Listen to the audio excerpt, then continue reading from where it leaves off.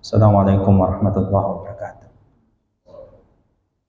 Alhamdulillahi rabbil alamin alladzi arsala rasulahu bil huda wa dinil haqq liyuzhirahu 'ala ad-dini kullih wa kafa billahi shahida. Asyhadu an la ilaha illallah wahdahu la syarika lah wa asyhadu anna Muhammadan abduhu wa rasuluhu la nabiyya wa la rasula ba'da. Allahumma shalli wa sallim wa barik ala nabiyyina Muhammadin wa ala alihi wa sahbihi wa man tabi'ahum bi ihsanin ila yaumiddin. Amma ba'd.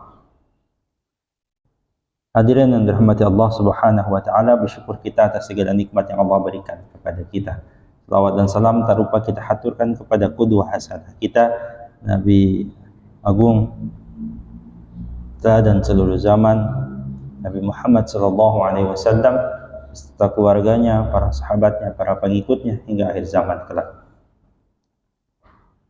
Kita lanjutkan materi kita dalam serial Pandangan Hidup Islam. Di rangkaian materi kita ini kita akan belajar mengenali secara lebih dalam, mencoba meluruskan kalau ada yang tersilap, kalau ada yang perlu diluruskan itu. Agar apa? Agar nanti ujungnya melahirkan satu pemahaman atas agama ini, pemahaman terhadap apa yang berkaitan dengan syariat Allah Subhanahu wa taala dengan benar. Agar juga nanti buah dari pemahaman itu juga benar. Karena acap kali kesalahan dalam perbuatan itu muncul dari pemahaman yang kurang tepat.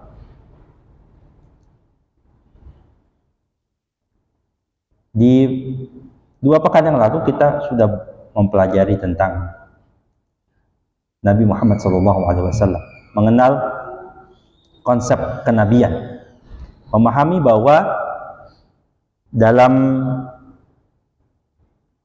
konteks manusia kita tidak bisa mengenal Allah Subhanahu wa taala secara langsung kecuali apa yang Allah berikan pengetahuannya atas kita. Nah, pengetahuannya itu didapati, diberikan oleh Allah Subhanahu wa taala melalui Rasul. Seorang utusan, seorang laki-laki sama seperti kita, manusia biasa. Tapi Allah angkat derajatnya dengan dijadikan sebagai seorang utusan, nanti dengan sifat-sifat kenabiannya juga. Tugasnya apa? Memberikan teladan kepada umatnya dan memberikan risalah terhadap agama ini. Kira-kira begitu. Nah, berikutnya di pekan ini kita akan mengenal tentang apa yang dibawa oleh Rasul itu. Apa yang diberikan oleh Allah Subhanahu wa taala untuk diajarkan, disampaikan, ditegakkan, didakwahkan kepada umat manusia. Apa itu? Ad-din. Ad-din itu terjemahan mudahnya dalam bahasa adalah agama. Dalam surah Al-Kafirun, ya, Allah mengingatkan kita tentang dinul Islam dan dinul agama-agama yang dianut oleh orang-orang kafir, yang yang dijadikan agama, dijadikan pegangan hidup oleh manusia-manusia selain Islam. Qul ya ayyuhal kafirun, katakanlah wahai orang-orang yang kafir, la a'budu ma ta'budun wa la antum 'abiduna ma a'bud. Sampai ujungnya lakum dinukum. Nah, din di situ. Waliyadi. Bagiku agamaku, bagi kalian agama kalian. Menunjukkan bahwa agama yang dibawa oleh Nabi itu berbeda, punya konsep yang mendasar berbeda dengan agama-agama itu. Inna dina 'indallahil Islam.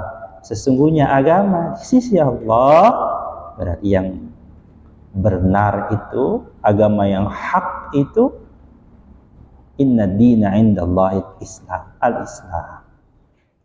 Itulah agama yang dibawa melalui nabinya. Itulah risalah tentang agama ini. Jadi hadirin sekalian yang rahmati Allah Subhanahu wa taala, agama ini dibawa oleh Nabi. Sehingga konsep dasar agama-agama ini sudah selesai. Sudah diletakkan, sudah disampaikan oleh Nabi Muhammad sallallahu alaihi wasallam kamilan, secara sempurna, utuh. 1400 tahun yang lalu.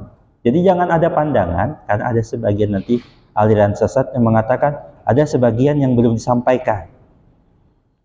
Ada yang disampaikan, padahal Nabi sudah menyampaikan bahwa Nabi itu khataman nabiyyin. Nabi Muhammad itu penutup sekalian Nabi. Tidak ada lagi wahyu setelah itu. Jadi kalau ada orang mengaku diangkat jadi Nabi, mengaku membawa risalah ini dari Allah lewat malaikat Jibril, maka bisa kita pastikan dengan konsep ini, konsep ad-din yang kita pahami ini, maka itu mardud, tertolak. Orangnya soleh Pak, orangnya baik, lalu datang-datang bawa ajaran begini-begini. Kalau itu di luar agama Islam, ketahuilah, fa'lam, bahwa itu adalah suatu hal yang bukan bagian dari agama ini. Oleh karena itu, dalam agama ini kita kenal konsep namanya bid'ah. Walaupun nanti ulama berbeda pendapat tentang detailnya bid'ah ini. Yang pasti kita pahami bahwa bid'ah itu adalah sesuatu yang tidak ada landasannya dari agama ini. Sesuatu yang tidak ada landasannya yang disandarkan kepada Nabi Allah, Rasulullah Muhammad sallallahu alaihi wasallam. Maka kalau ada orang datang katakan nanti sholat subuh lebih itu 3 rakaat, oh sholat subuh itu 4 rakaat, hakul yakin ulama sedunia akan sepakat semua bahwa itu ada suatu hal yang namanya bid'ah, suatu hal yang tertolak. Man amila amalan laisa alaihi amruna fahuwa raddun. Barang siapa beramal sesuatu yang tidak ada dasarnya dari kami, fahuwa raddun. Hadirin rahmati Allah Subhanahu wa taala, begitu.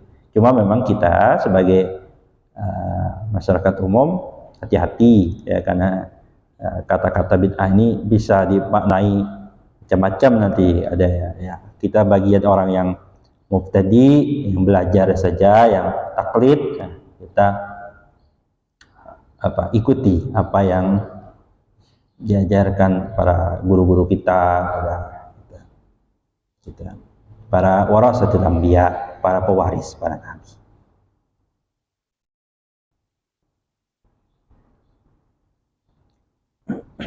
Hadirin rahmati Allah Subhanahu wa taala. Begitu konsepnya, bahwa apa yang dibawa risalah ini adalah sesuatu yang sudah kamil, sudah sempurna, yang bisa dipergunakan seumur panjang usia manusia ini.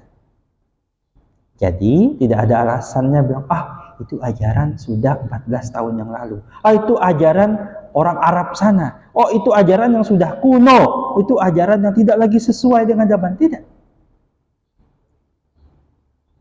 Kita sudah disampaikan oleh para ulama kita, ya, mengingatkan kepada kita bahwa ini adalah agama yang dinul haq, yang benar sepanjang zaman, yang nanti kita ikuti, mau nanti siapapun presidennya, dimanapun negaranya, ajarannya tetap sama, Islam. Sholatnya sama 5 kali sehari, sholat subuhnya sama, tetap 2 rakaat, puasanya sama, tetap di bulan Ramadan, hajinya sama. Di bulan apa, Ibrah? Haji bulan apa? Bulan haji bulan apa? Hah? Hah? Dzulhijjah. Nggak bisa berubah. Soalnya ada tuh orang aneh-aneh zaman sekarang tuh Pak. Katanya kan, wah penuh kalau haji itu di bulan tanggal di musim haji itu kan penuh haji. Jadi semua orang nggak bisa berangkat haji itu. Sekarang aja kalau daftar sekarang pakai yang biasa itu mungkin 25 sampai 30 tahun yang lagi. Ya, mungkin lebih lagi di beberapa negara kan. Saya tuh daftar tahun 2018 atau 2019 gitu. Pak, itu berangkatnya sekitar 2000 apa ya 20-an tahun lagi ya. Banyak sekali, lama lah intinya gitu ya. Entah nanti usia, kalau hitung-hitung itu usia 50-an berapa saya itu. Padahal daftarnya masih usia 20-an, angka kepalanya masih 20, nantinya sudah 50-an. Itu kalau usianya nyampai.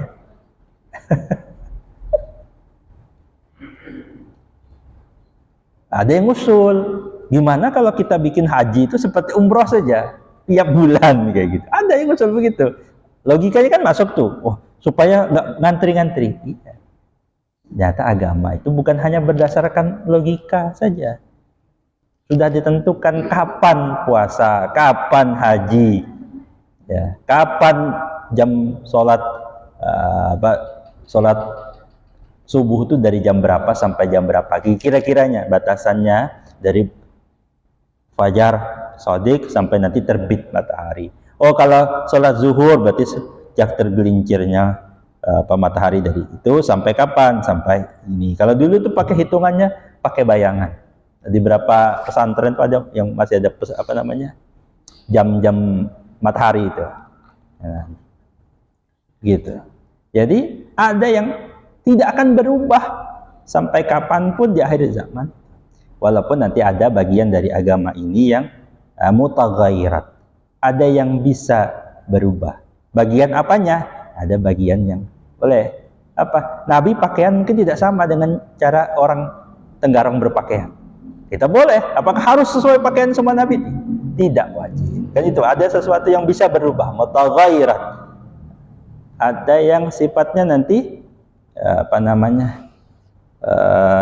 kalau di sana di Arab orang itu berzakat pakai makanan pokok yang apa? Makanan pokoknya apa? Kalau di zaman Nabi itu makanan pokoknya kalau nggak gandum, ya kurma. Dulu zaman Nabi kurma itu makanan pokok.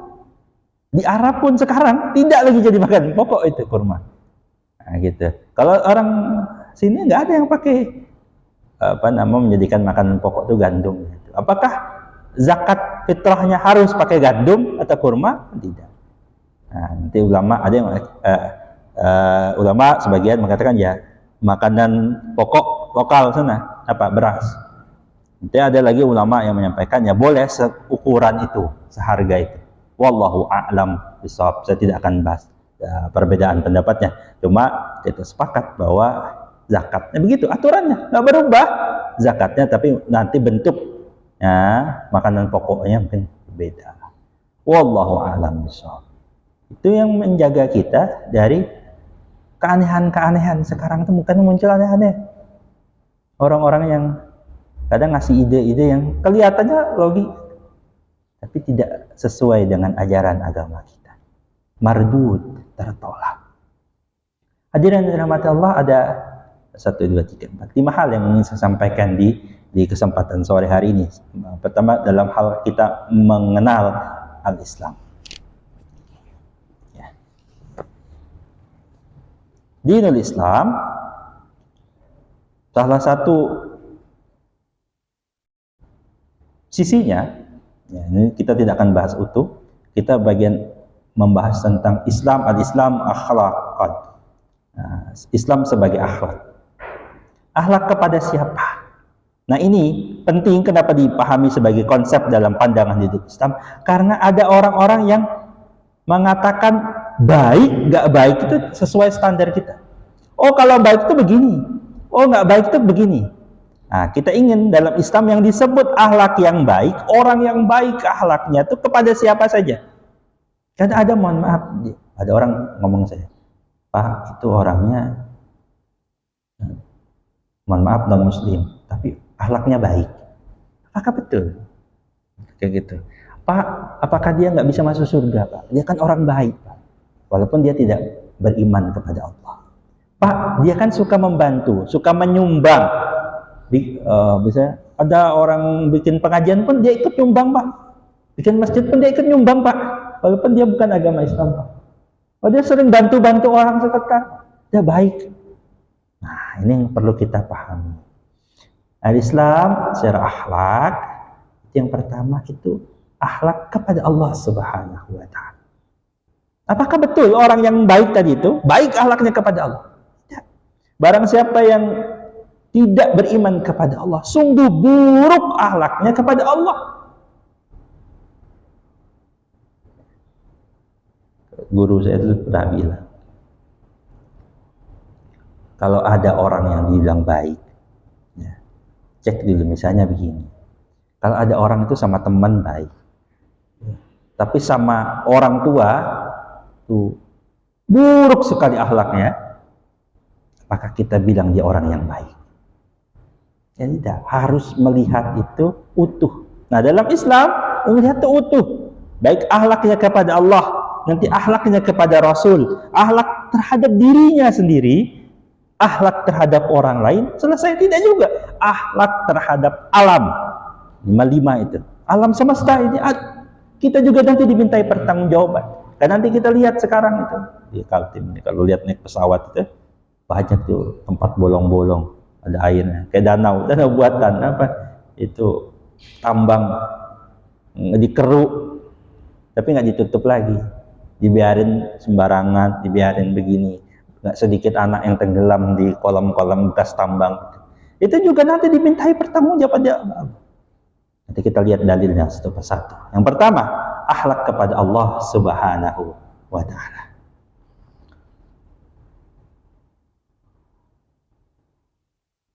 Kita berakhlak kepada Allah. Allah menegaskan dalam surah Al-Ikhlas, Qul huwallah. Katakan Allah itu satu, esa. Bukan satu, biasanya terjemahannya tepat. Esa itu maksudnya begini, satu yang tidak ada duanya. Kan repot kalau ada satu tapi nanti ada dua, ada tiganya. Satu-satunya, itu yang tidak ahad.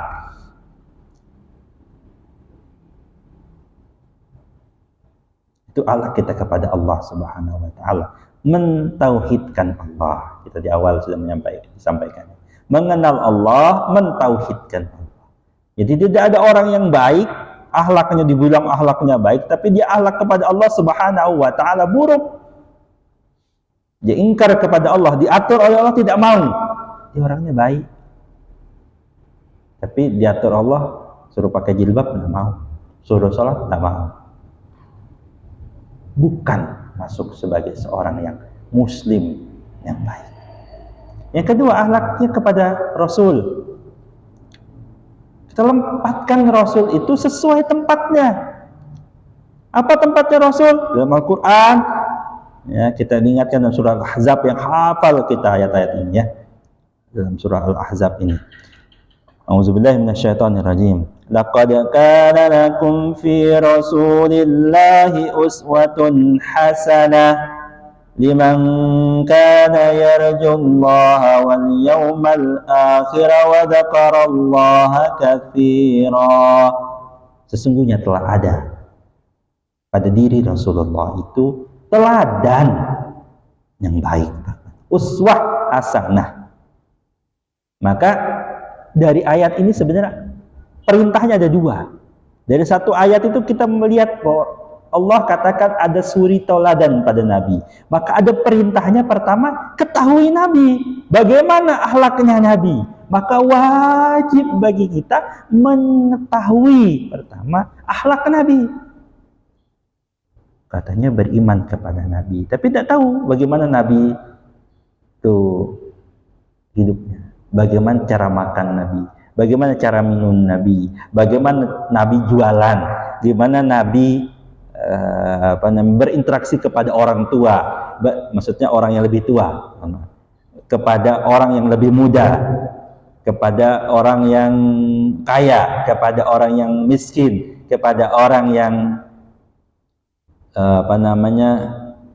terpandang, kepada orang-orang yang di zaman Nabi itu ada budak. Gimana interaksi dengan budak? Bagaimana interaksi Nabi dengan istri-istrinya? Gimana interaksi Nabi dengan anak-anaknya? Gimana interaksi Nabi dengan cucu-cucunya? Yang kita dengar terus dalam satu riwayat itu Nabi itu pernah sholat itu sujud lama. Kenapa? Ternyata ada cucunya itu mainan di punggungnya. Gitu. Nabi juga pernah diriwayatkan sholat sambil gendong cucu, pernah. Gitu. Jadi ada akhlak Nabi, ada perilaku Nabi. Gimana kita mau tahu kalau kita nggak belajar tentang kehidupan Nabi? Bagaimana masa kecilnya Nabi? Bagaimana masa desanya Nabi? Bagaimana ketika Nabi berdakwah? Bagaimana ketika Nabi kesal sama orang? Gimana kalau Nabi mau marah sama orang itu? Gimana Nabi menghadapi orang-orang yang dulu menyakitinya dalam hidup? Ya kan kita nggak gampang. Kita baik-baik aja sama orang yang baik-baik sama kita. Tapi kalau ketemu orang yang dulu menyakiti, sakit itu pasti kerasa sampai sekarang. Kira-kira begitu. Orangnya nggak mau minta maaf lagi, kira-kira gitu. Orangnya cuek-cuek aja sampai sekarang. Nah, itu ada teladannya Nabi. Jadi perintah yang pertama dari ayat ini, kita kenal dengan Nabi.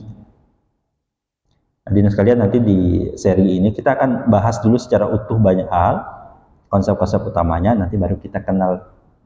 Nanti kita kembali ke tentang konsep Tuhan, tentang syirik dan sebagainya. Nanti kita kenal lagi dengan konsep kenabian, bagaimana sifat Nabi dan gitu, dan bagaimana nanti sirah Nabi nanti bisa jadi kita masukkan dan sebagainya. Jadi kita global dulu disentuh, nanti baru kita rinci di pertemuan-pertemuan yang lebih mendatang. Kira-kira begitu.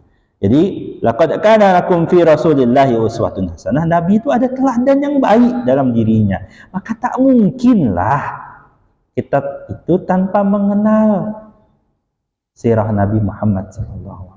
Bagaimana perjalanan hidup? Apakah cukup? Tidak ternyata. Maka perintah juga kepada kita untuk bagaimana meneladaninya. Maka dalam agama itu, dalam hal-hal yang baik itu, kita ingat kata Nabi, terhadap sesuatu yang buruk tinggalkan. Tidak ada tawar-tawar. Terhadap suatu hal yang baik, ya, kerjakan mastata'tum, kerjakan semampu kalian, sebatas kemampuan kalian. Oh, mungkin kita masih kurang meneladani Nabi, tapi kita terus upaya. Jadi dari belajar terus ikhtiar, mastata'tum. Itu yang kedua, tentang akhlak kepada Nabi Muhammad sallallahu alaihi wasallam. Allah janjikan dalam surah An-Nisa ayat 80 itu, may yuti'ir rasula faqad ata Allah. Barang siapa yang mentaati Rasul itu, sungguh ia telah taat kepada Allah. Wa man tawalla fama arsalnaka alaihim hafiza. Dan barang siapa yang berpaling dari ketaatan itu, maka kami tidak mengutusmu untuk menjadi pemelihara bagi mereka. Rasul berlepas urusan dengan orang-orang yang berpaling dari Nabi Muhammad SAW. Yang ketiga, sudah cukup berakhlak kepada Allah dan Rasulnya? Ternyata tidak cukup. Islam itu mengajarkan kepada kita tidak cukup berakhlak baik, berbuat baik. Kalau dalam bahasa yang beradab kepada Allah, beradab kepada Rasul, ternyata juga kita beradab kepada sebelum orang lain, terhadap diri kita sendiri. Dalam surah Al-Baqarah ayat 44. Atamuruna an-nasa bil birri wa tansawna anfusakum wa antum tatluna al-kitab afala taqilun. Ini kisah diriwayatkan tentang orang-orang Yahudi. Ingatkan kepada mereka. Atamuruna nas. Apakah kalian menyuruh kepada manusia berbuat apa? Berbuat satu kebaikan. sedangkan kamu lupa pada dirimu sendiri. Maka apapun yang baik itu, ayat ini mengisyaratkan kepada cek pada diri kita masing-masing dulu. Kalau ada perintah sholat, bukan lihat orang lain, orang pada nggak sholat, bukan, tapi lihat apakah kita sholat. Kalau ada perintah berbuat kebaikan, tidak sombong, tidak itu, tidak untuk melihat orang dulu, tapi melihat apakah diri kita ini, apakah diri kita ini sombong, oh apakah diri kita ini hobinya hasad kepada orang lain, iri dengki kepada orang lain. Kalau ada perintah jangan ngomongin orang lain, jangan sibuk ghibah, apakah kita itu masih banyak ghibah?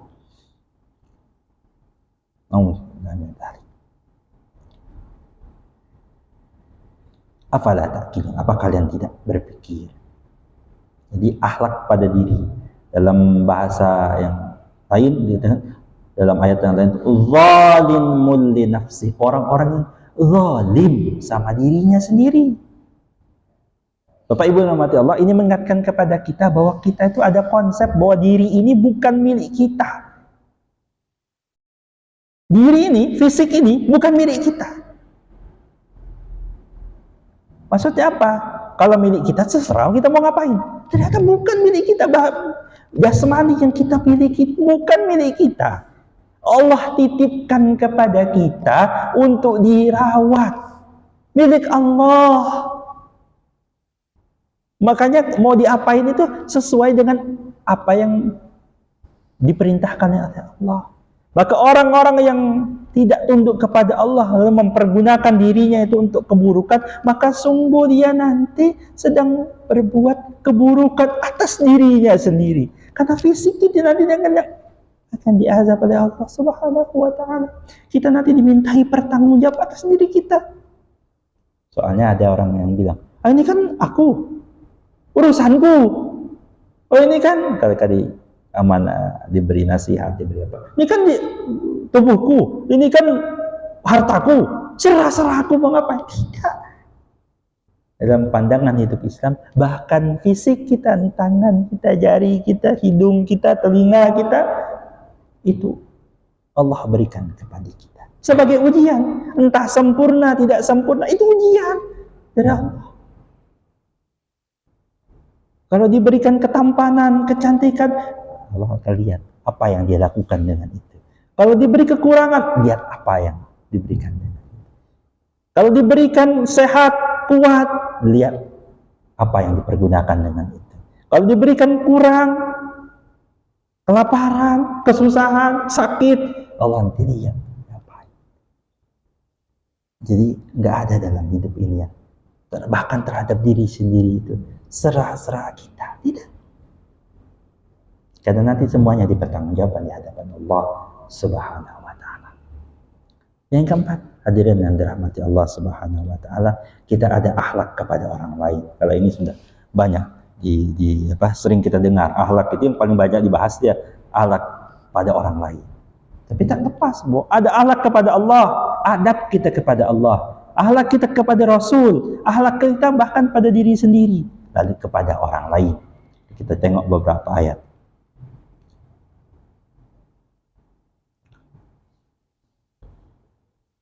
Dikisahkan dalam Al-Baqarah, bicara tentang Bani Israel, kembali kepada orang-orang Bani Israel.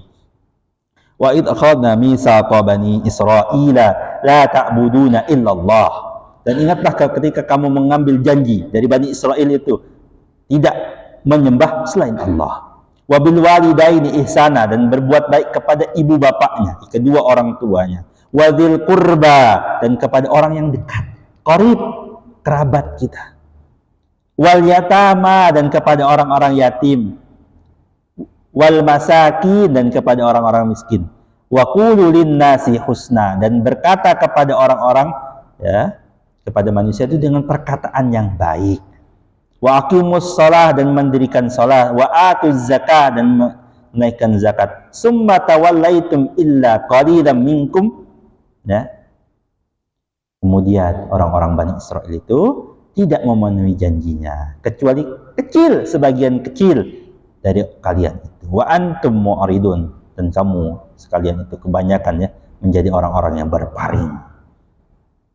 Jadi Allah sudah ingatkan kita, berbuat baik kepada Allah, kepada orang tua, kepada kaum kerabat, anak yatim, orang miskin.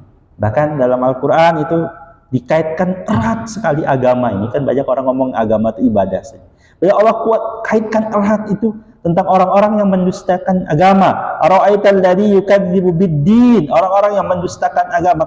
Tahukah kalian tentang orang-orang yang mendustakan agama?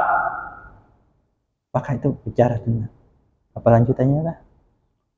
Fadzalika alladzi yatim wa la yahal miskin, kepada anak yatim, pada orang miskin. Hubungannya dikaitkan baru setelah itu tentang salat, bukan tentang salat dulu. Cara tentang menghardik anak yatim yang tidak mau memberi makan pada orang-orang miskin. Urusan anak yatim, urusan orang miskin, urusan hubungan kita dengan orang lain itu menjadi patokan tentang agama kita. Yang terakhir, hadirin rahmati Allah Subhanahu wa taala, kita diingatkan tentang kisah Nabi Saleh dalam surat Hud, tentang Nabi Saleh. A'udzubillahi minasyaitonir rajim. Wa ila Samud akhahum Salihah, dan kepada kaum Samud kami utus saudara mereka. Maksudnya bagian dari orang mereka, orang kampung situ juga. Namanya Saleh. Qala ya qaumi ibudullaha ma lakum min ilahin ghairuh. Wahai kaumku, sembahlah Allah.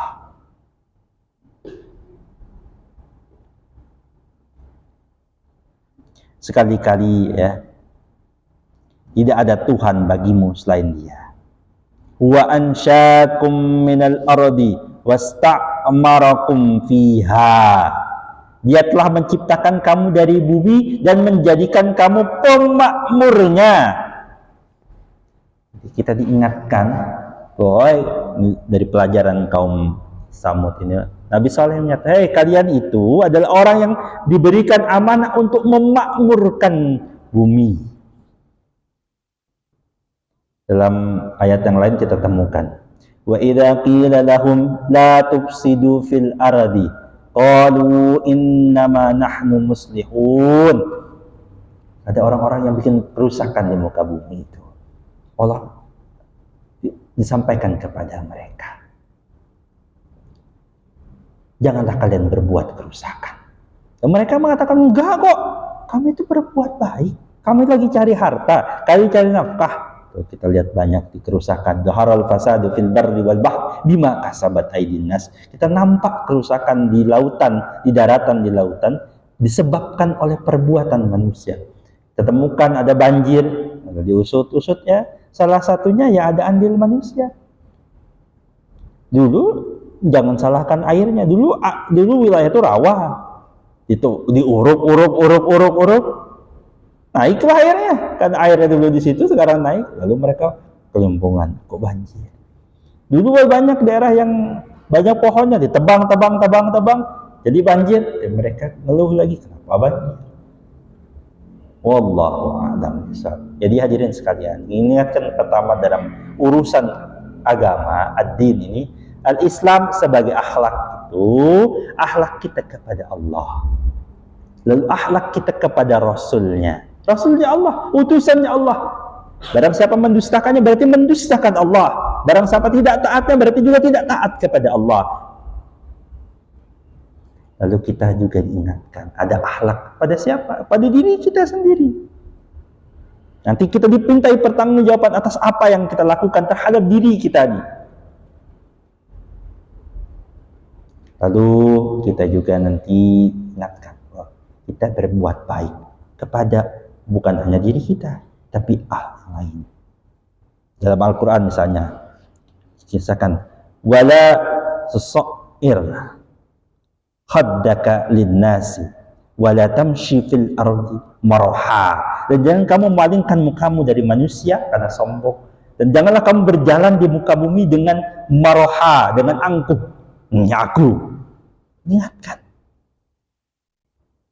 Allah itu innallaha la yuhibbu kulla mukhtalin fakhur. Sungguhnya Allah tidak menyukai orang-orang yang sombong lagi membanggakan diri.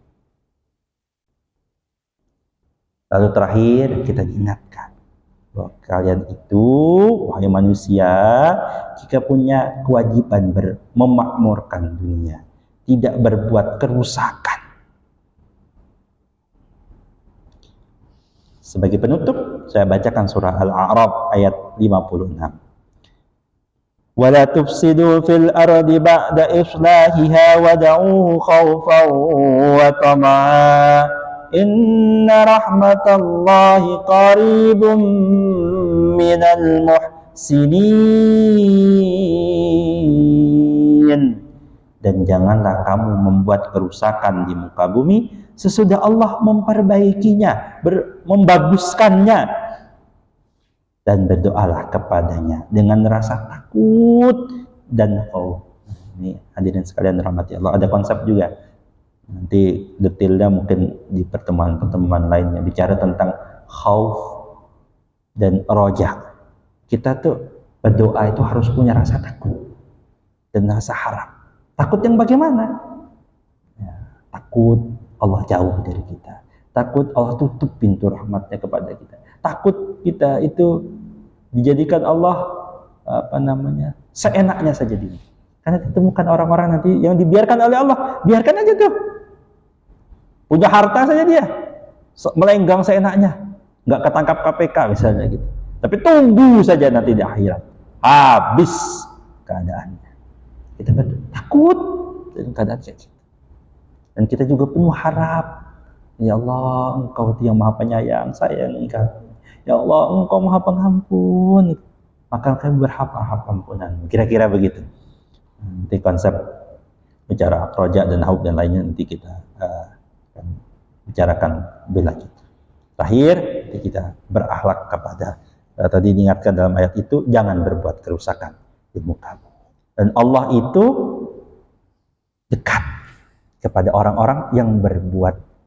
Nah, sebagai makna sebagai penutup ini, berbuat baik itu juga kepada Allah, kepada Rasul, kepada diri sendiri, kepada sesama manusia dan kepada alam.